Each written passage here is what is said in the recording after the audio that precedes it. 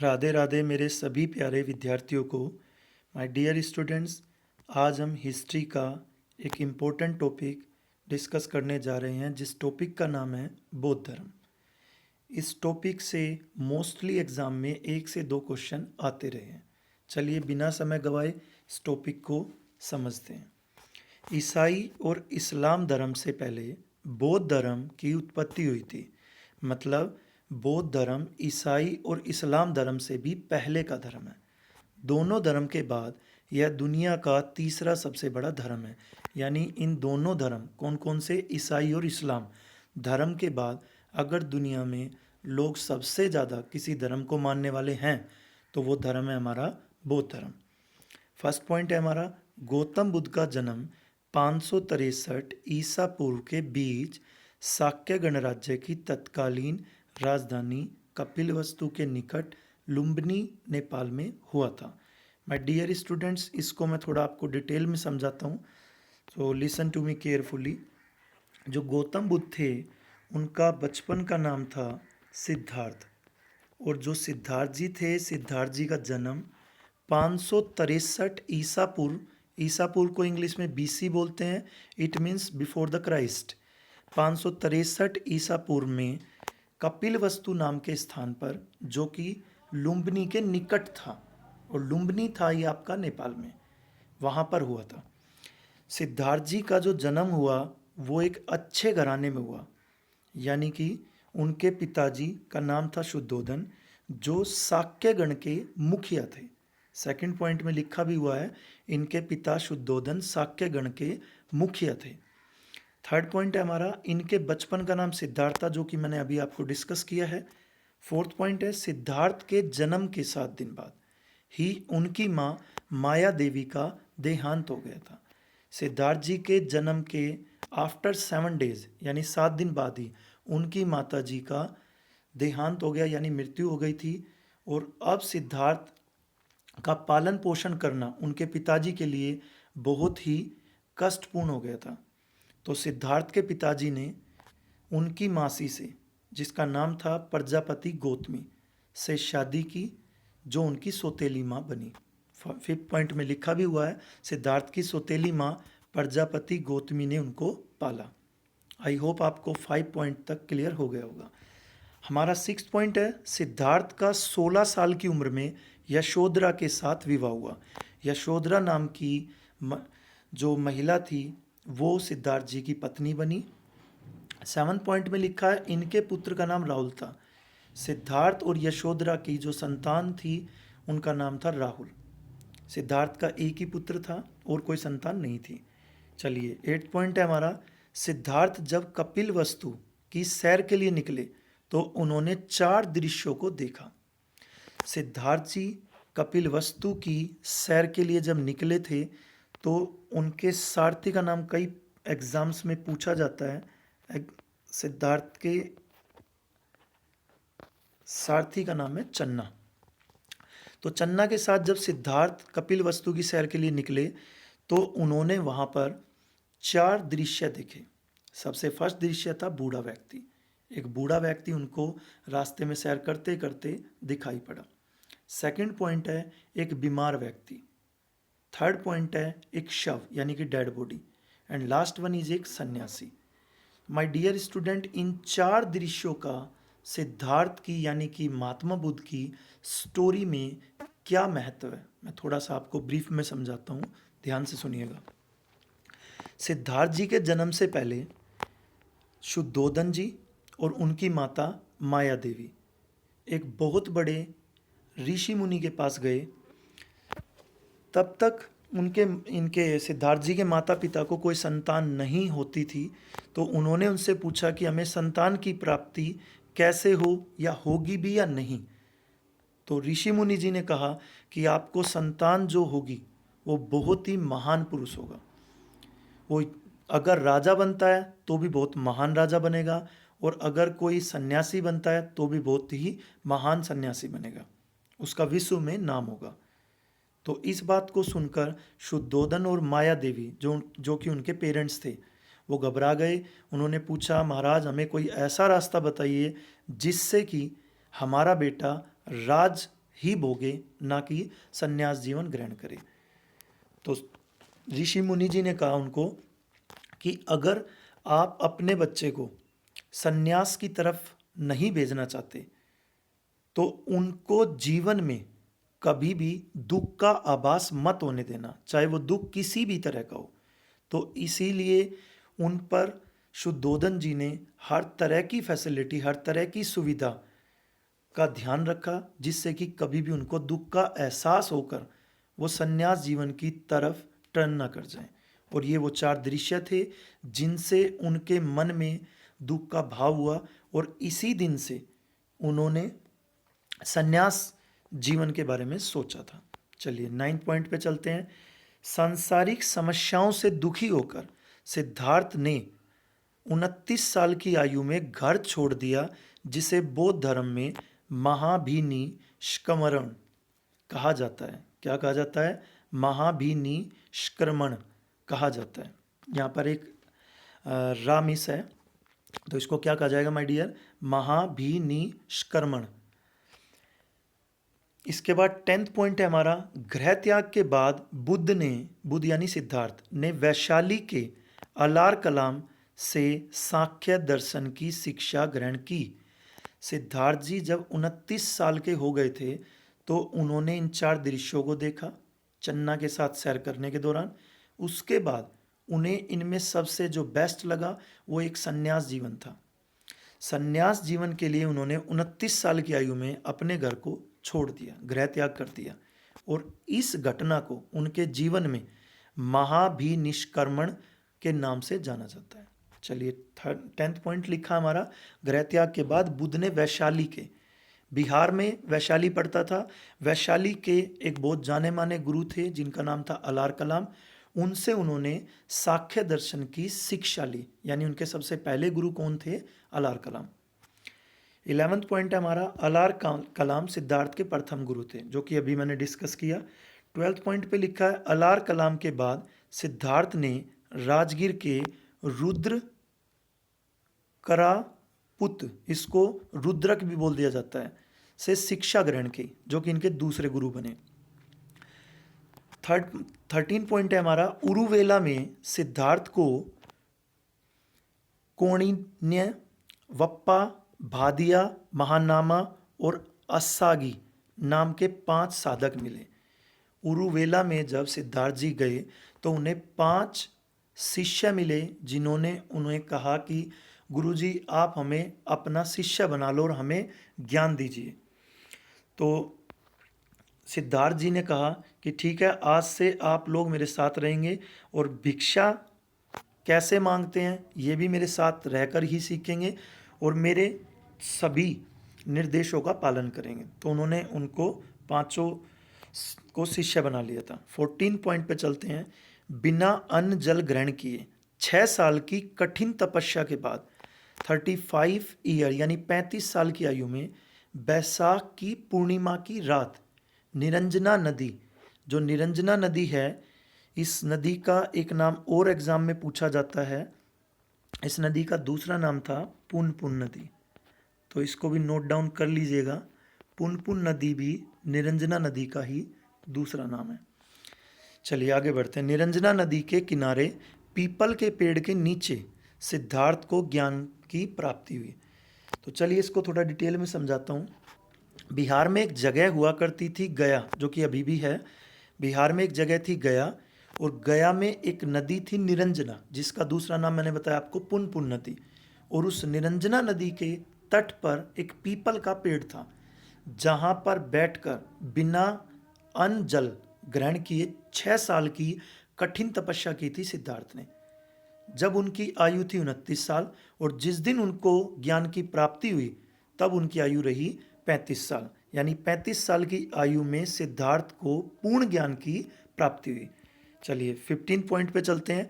ज्ञान प्राप्ति के बाद सिद्धार्थ बुद्ध के नाम से जाने लगे। बुद्ध के बारे में समझिए डियर। बुद्ध का मतलब होता है बुद्धि, यानी बुद्धिमान। जिस दिन सिद्धार्थ को ज्ञान की प्राप्ति हुई, यानी 35 ईयर की एज में, उसी दिन से सिद्धार्थ का नाम सिद्धार्थ से बदलकर महात्मा बुद्ध गौतम बुद्ध तथागत, दोबारा सुनिए, महात्मा बुद्ध, गौतम बुद्ध, तथागत और एशिया का पुंज जाना जाने लगा। नेक्स्ट पॉइंट पे चलते हैं। 16th पॉइंट लिखा है हमारा, बुद्ध ने अपना पहला उपदेश सारनाथ में दिया, जिसे बौद्ध ग्रंथों में धर्म चक्र परिवर्तन कहा जाता है। महात्मा बुद्ध को जब गया में पूरी तरह से ज्ञान प्राप्त हो चुका था तो उनकी उम्र कितनी थी? 35 ईयर। तो उन्हें जब गया में ज्ञान प्राप्त हुआ तो उस गया का नाम उसी दिन से बोध गया पड़ गया। बोध यानी कि बुद्धिमान, जहाँ पर बोधि का जन्म हुआ, जहाँ पर महात्मा बुद्ध को बुद्धि प्राप्त हुई है। तो गया नाम के स्थान का नाम पड़ा बोध गया, और पीपल के वृक्ष का नाम पड़ा बोधि वृक्ष, और सिद्धार्थ का नाम पड़ा महात्मा बुद्ध। 16 पॉइंट में कहा गया है, बुद्ध ने अपना पहला उपदेश, यानी कि जो उनका सबसे पहला उपदेश रहा है, वो सारनाथ में दिया, जिसे बौद्ध ग्रंथों में धर्म चक्र परिवर्तन कहा जाता है। डियर, ये सारनाथ में दिया गया पहला उपदेश इन्होंने पाली भाषा में दिया था, जो कि जनसाधारण की भाषा थी। 17 पॉइंट पे चलते हैं। बुद्ध ने अपने उपदेश कौशल, कौशाम्बी और वैशाली राज्य में पाली भाषा में दिए, यानी बुद्ध ने अपने जो अन्य उपदेश दिए कौशाम्बी वैशाली राज्य में, वो भी पाली भाषा में दिए। इनके प्रमुख अनुयायी शासक थे बिम्बसार, प्रसेनजित और उदयन। 19 पॉइंट पे है, बुद्ध की मृत्यु 80 साल की उम्र में कुशीनारा में चुंद द्वारा अर्पित भोजन करने के बाद हो गई, जिसे बौद्ध धर्म में महापरिनिर्वाण कहा गया है। जो इस तरह के वर्ड्स हैं, महापरिनिर्वाण, धर्म चक्र परिवर्तन, इनको बहुत ही इंपॉर्टेंट मान के याद करिएगा, ये एग्जाम्स में पूछे जाते हैं। तो बौद्ध धर्म में महात्मा बुद्ध को निर्वाण भी पूछा जाता है। निर्वाण और महापरिनिर्वाण एक ही मतलब है, यानी कि मोक्ष की प्राप्ति। तो महात्मा बुद्ध को मोक्ष की प्राप्ति यानी महापरिनिर्वाण या निर्वाण कब प्राप्त हुआ? 80 साल की उम्र में कुशीनारा नाम के स्थान पर। 20 पॉइंट है हमारा 20वां पार्ट जो है, एक अनुश्रुति के अनुसार मृत्यु के बाद बुद्ध के शरीर के अवशेषों को 8 भागों में बांटकर उन पर 8 स्तूपों का निर्माण कराया गया। यानी कि एक परंपरा के अनुसार मृत्यु के बाद बुद्ध के शरीर के अवशेषों को 8 भागों में बांटकर उन पर 8 स्तूप यानी पोल बना दिए गए। 21 है हमारा, बुद्ध के जन्म और मृत्यु की तिथि को चीनी परंपरा के कैटोन अभिलेख के आधार पर निश्चित किया गया है। बुद्ध का जन्म और उनकी मृत्यु की जो डेट है, जो तिथि है, वो चीनी परंपरा, चाइना में जो परंपरा के कैटोन अभिलेख के आधार पर निश्चित किया गया है। एग्जाम में पूछ लिया जाता है भी। 22 है हमारा, बौद्ध धर्म के बारे में हमें ज्ञान पाली त्रिपिटक से प्राप्त होता है। बहुत ही इंपॉर्टेंट पॉइंट है आपके लिए, इसको ध्यान से याद करिएगा। 23 है, बौद्ध धर्म में पुनर्जन्म की मान्यता है। यानी कि बौद्ध धर्म मानता है कि व्यक्ति का पुनर्जन्म होता है, यानी व्यक्ति दोबारा जन्म लेता है। 24 पॉइंट है हमारा, तृष्णा को शीर्ण हो जाने की अवस्था को ही बुद्ध ने निर्वाण कहा है। तृष्णा को शीर्ण यानी तृष्णा को अपने से दूर हो जाने की अवस्था, जब किसी भी चीज़ का हमें मन में लोभ लालच ना रहे, उसी को महात्मा बुद्ध ने निर्वाण कहा है। 25 है हमारा, बुद्ध के अनुयायी 2 भागों में विभाजित थे। फर्स्ट है भिक्षुक, यानी बौद्ध धर्म के प्रचार के लिए जिन लोगों ने संन्यास लिया उन्हें भिक्षु कहा जाता था। सेकंड है उपासक, ग्रस्त जीवन व्यतीत करते हुए यानी गृहस्थी को संभालते हुए बौद्ध धर्म अपनाने वालों को उपासक कहते हैं। इनकी न्यूनतम आयु 15 साल है। धार्मिक जुलूस सबसे पहले बौद्ध धर्म में ही निकाला गया था। यानी कि धर्म के नाम पर जो जुलूस, जिसमें बहुत सारे लोग इकट्ठा होते थे, तो ऐसा विश्व में पहला धर्म है जिसमें धार्मिक जुलूस निकाला गया था। 27 पे चलते हैं। बौद्ध धर्म का सबसे पवित्र त्यौहार वैशाख पूर्णिमा है, जिसे बुद्ध पूर्णिमा कहा जाता है। 28 हमारा वेरी इंपॉर्टेंट है, सांसारिक दुखों से मुक्ति के लिए बुद्ध ने अष्टांगिक मार्ग की बात कही। ये साधन हैं, सबसे पहला सम्यक दृष्टि, सेकंड है सम्यक संकल्प, और लास्ट है थर्ड है हमारा सम्यक वाणी, फोर्थ है हमारा सम्यक कर्मात, फिफ्थ है सम्यक आजीव, सिक्स्थ है सम्यक व्यायाम, एंड सेवंथ है सम्यक स्मृति, और एट्थ है सम्यक समाधि। चलिए माय डियर स्टूडेंट, इनको वैसे तो आपको याद ही करना है, लेकिन इनके बारे में थोड़ा डिटेल से समझाता हूँ ताकि याद करने में किसी तरह की समस्या ना हो। तो सबसे पहले हम बात कर रहे हैं इनमें से सम्यक दृष्टि, सम्यक वाणी। तो चलिए किसी भी एक से मैं स्टार्ट करता हूँ। इसमें हमारा थर्ड पॉइंट है सम्यक वाणी। सम्यक वाणी का मतलब है यहाँ पर सत्य बोलने का अभ्यास करना, यानी सम्यक वाणी सत्य बोलने का अभ्यास यानी प्रैक्टिस करना। एक पॉइंट है इसमें सम्यक आजीव, फिफ्थ पॉइंट हमारा। सम्यक आजीव का अर्थ है यहाँ पर मेहनत से आजीविका कमाना, यानी मेहनत से आजीविका अपना खाना पीना कमाना।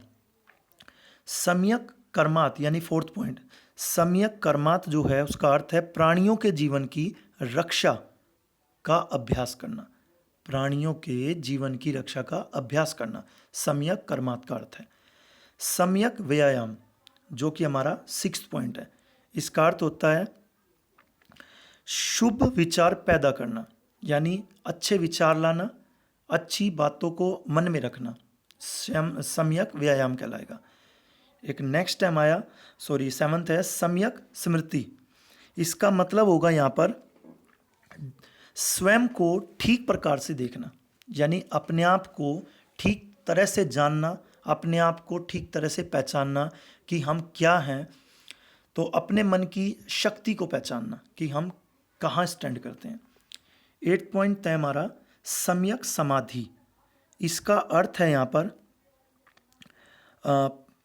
जीवन सुखमय होगा अगर हम कुछ नियमों का पालन करें, धर्मों का पालन करें तो हमारा जीवन सुखमय होगा।